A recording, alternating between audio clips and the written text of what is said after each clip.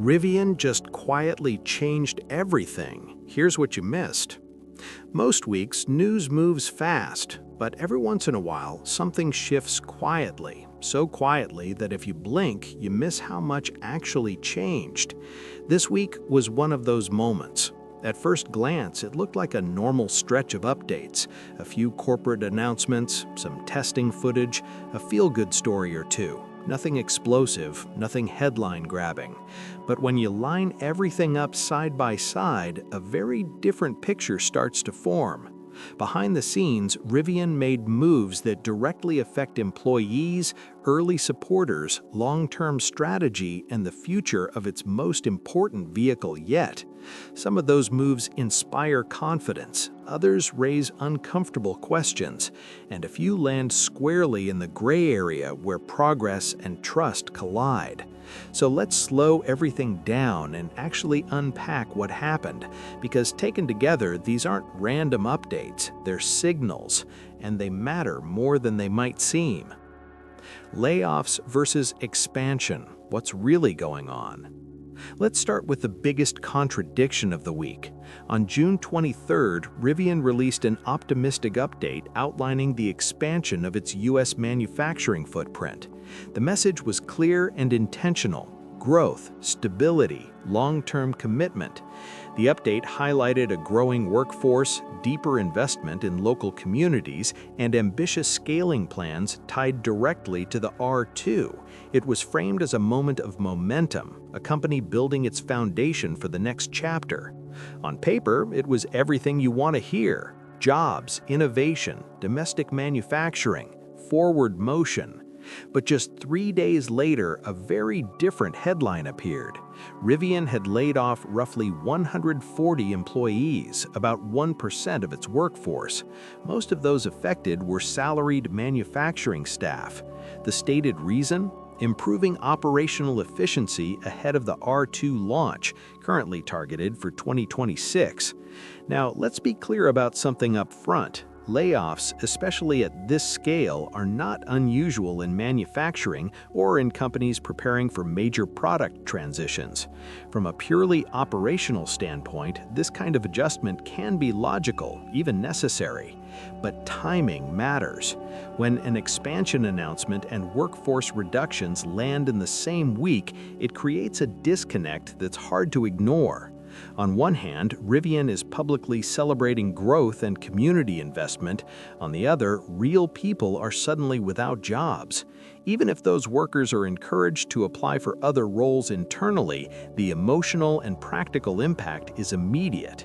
The company did confirm the layoffs and emphasized that affected employees would be supported and encouraged to seek other opportunities within Rivian. That's an important detail. It shows an attempt to soften the blow. Still, the question lingers: are we expanding or are we tightening the belt? The answer, most likely, is both. Rivian appears to be sharpening its focus, reallocating resources, and trimming areas that don't directly support the R2 ramp-up. From a business perspective, that can be seen as discipline. From a human perspective, it's complicated. And when trust is already a fragile thing, especially in a young automaker navigating profitability, mixed signals tend to amplify concern rather than calm it. Which brings us directly to the next quiet change that hit even closer to home for many in the Rivian community: the referral program shakeup and why it hit so hard.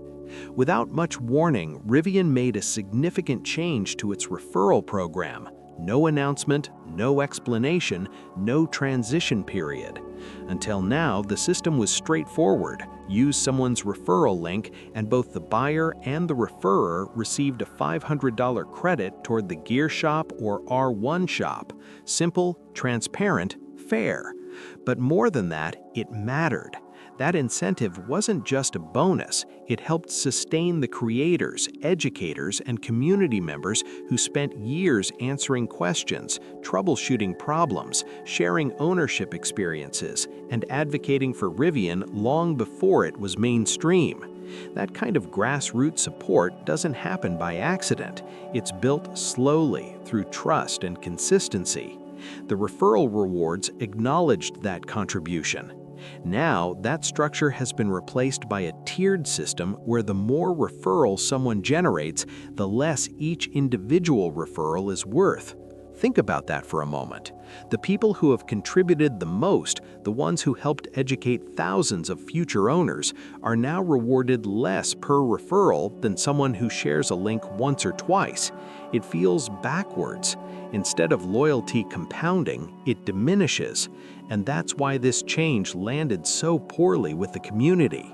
This wasn't about money and isolation. It was about recognition, about relationship, about whether Rivian still values the people who helped build its reputation from the ground up. Many of the most impacted individuals didn't start creating content or helping others because of incentives. They did it because they believed in the product and the mission. The referral rewards came later. Changing that structure quietly, without consultation or warning, sends an unintended message, even if that wasn't the goal. To be clear, coverage and discussion won't stop. News will continue to be shared honestly, whether it's good or bad. That commitment doesn't change. But moments like this leave a mark. Because when a company scales, it has to decide whether community is just a marketing asset or a relationship worth protecting, even when spreadsheets say otherwise. And speaking of scaling, Rivian also gave us a glimpse of where its future is headed in a very tangible way. New R2 validation build footage, where promises become reality. Amid all the corporate strategy and community friction, there was a genuinely exciting development this week.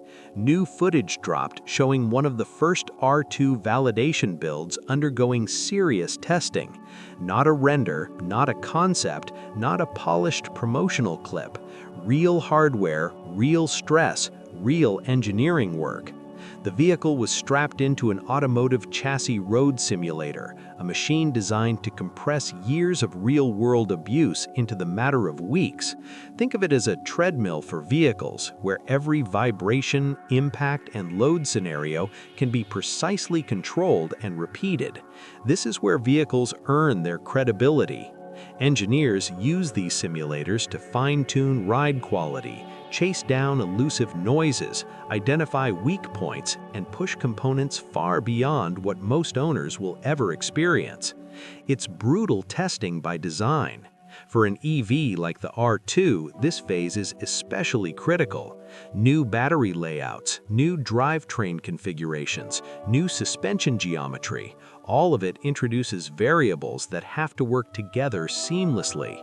A small oversight here doesn't just affect comfort, it can affect durability, safety, and long-term ownership experience. What's encouraging is that this testing suggests Rivian isn't cutting corners. They're validating early and aggressively rather than relying on real-world customers to discover problems later. Seeing the suspension being worked hard is particularly reassuring. Suspension isn't just about comfort. It defines how the vehicle feels, how it handles uneven terrain, and how confident it feels under load. For a brand built on adventure and capability, that matters.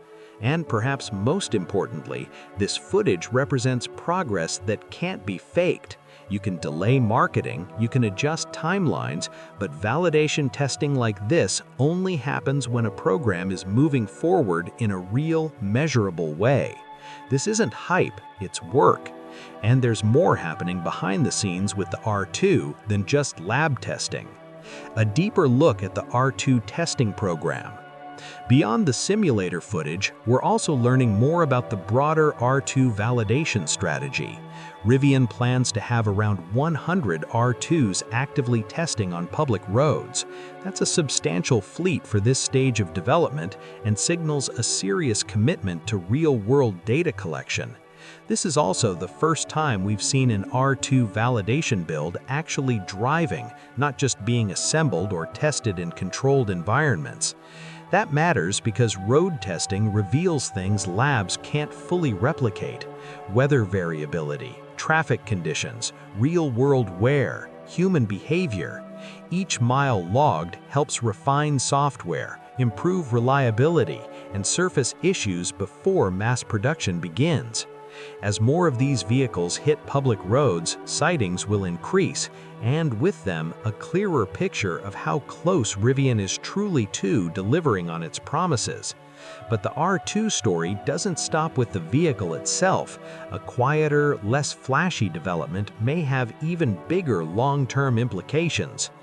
Rivian's new plastics shop, a strategic power move.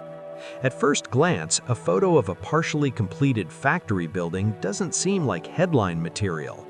No dramatic reveals, no sleek vehicle shots, just steel, concrete, and industrial progress.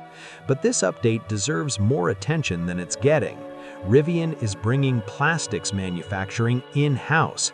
That single decision carries enormous strategic weight.